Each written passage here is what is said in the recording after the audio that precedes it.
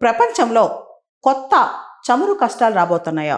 వచ్చే 5-10 రోజుల్లో చాలా దేశాల దగ్గర ఈ చమురు నిల్వలు నిండుకుండబోతున్నాయా? అంటే కంప్లీట్‌గా అవన్నీ తగ్గిపోబోతున్నాయి అంటే, ఇప్పుడు మిడిల్ ఈస్ట్‌లో మనకు తెలుసు.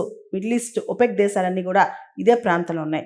ముఖ్యంగా స్ట్రెయిట్ ఆఫ్ హార్మూజ్ ఏదైతే ఇరాన్ కంట్రోల్‌లో ఉందో అది కంప్లీట్‌గా ఇరాన్ మూసేసింది.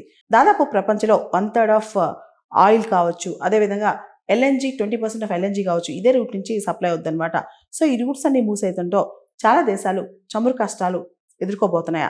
ఇక్కడ ప్రత్యేకంగా రెడ్ సీ ఎర్ర సముద్రం ఏదైతే ఉందో అక్కడ హౌతీ రెబెల్స్ కూడా ప్రబలిపోతున్నారు. ఎందుకంటే వాళ్ళు ఇరాన్‌కి పూర్తి స్థాయిలో సపోర్ట్ ఇస్తున్నారు. ఈ టైంలో అనేక దేశాలకి ఈ ప్రాంతం నుంచి వచ్చే ఆయిల్ సప్లైస్ అన్నీ కూడా తగ్గిపోతాయా? ఇక్కడ ఆయిల్ రేట్స్ ఆల్రెడీ ఒక బ్యారెల్ ఆయిల్ ఇప్పుడు ఇంటర్నేషనల్ మార్కెట్‌లో అరౌండ్ $72-73 ఉందన్నమాట. అది కాస్త వచ్చే కొద్ది వారాల్లో $100కి చేరుకోబోతుందా? ఇదే డిస్కషన్ ప్రపంచవ్యాప్తంగా జరుగుతుందన్నమాట.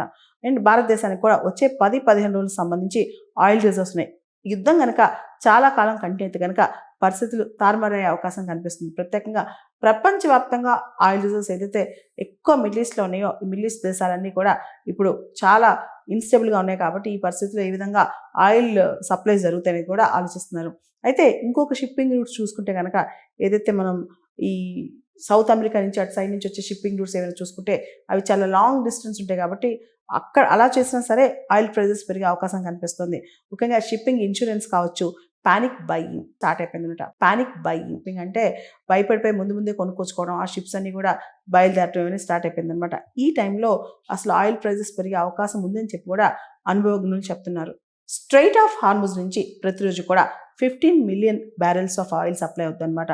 ఇప్పుడు ఈ స్ట్రెయిట్ ఆఫ్ హార్మూజ్ అనేది కంప్లీట్‌గా మూసేయటం వల్ల ఈ ఆయిల్ అంతా కూడా నిలిచిపోద్ది. అంతేకాదు మనం చూస్తే భారతదేశానికి అవసరమయ్యే ఆయిల్ కావచ్చు, ఎల్ఎన్‌జీ కావచ్చు, ఇవన్నీ కూడా ఈ ప్రాంతం నుంచి ఎక్కువగా వస్తాయి. దాంతో ఇండియాలో కూడా ఆయిల్ సప్లైస్ అనేవి తగ్గిపోవచ్చు అనమాట. వచ్చే 10-15 రోజులు సరిపడా ఆయిల్ రిజర్వ్స్ అయితే మన దగ్గర ఉన్నాయి. కానీ భవిష్యత్తులో ఒకవేళ కనుక ఇక్కడ యుద్ధం కంటిన్యూ అయితే అన్ని దేశాల్లో ఆయిల్ స్ట్రాటజిక్ రిజర్వ్స్ తగ్గిపోయే అవకాశం కనిపిస్తుంది. అదేవిధంగా ఆయిల్ సప్లై కూడా కాస్త తగ్గే అవకాశం కనిపిస్తుంది ఒకవేళ కనుక యుద్ధం కంటిన్యూ అయితే. మిడిల్ ఈస్ట్‌లో అనిశ్చితి నెలకొన్న తరుణంలో ఒకవేళ కనుక ఈ ప్రాంతం నుంచి మిడిల్ ఈస్ట్ ప్రాంతం నుంచి ఆయిల్ సప్లైస్ ఇవ్వలేకపోతే లేదా ఆయిల్ సప్లై జరగకపోతే దాని బెనిఫిషరీస్ మేజర్‌గా వెనిజులా దేశం నుంచి ఆయిల్ సప్లైస్ కావచ్చు, రష్యా నుంచి ఆయిల్ సప్లైస్ కావచ్చు పెరిగే అవకాశం కనిపిస్తోంది.